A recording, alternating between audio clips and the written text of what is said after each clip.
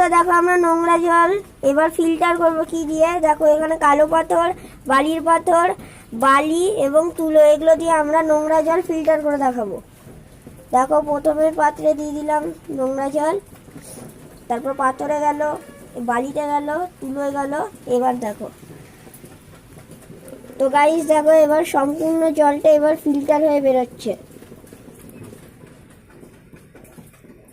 দেখো ফিল্টার হয়ে বেরোচ্ছে সম্পূর্ণ জলটা, দেখবে গাইস। দেখো দেখো ভর্তি গেল বালির পাথরটা, আস্তে আস্তে জলগুলো পড়ছে। দেখুন হাতে নিয়েও দেখা যায় পরিষ্কার।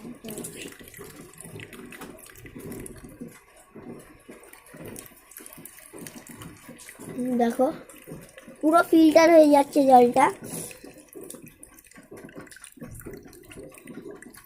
তোমরাও চাইলে বানাতে পারো। তো দেখো গাইস, জলটা পুরোটাই ফিল্টার হয়ে গেল। তো চাইলে তোমরাও বানাতে পারো গাইস। তাহলে টাটা।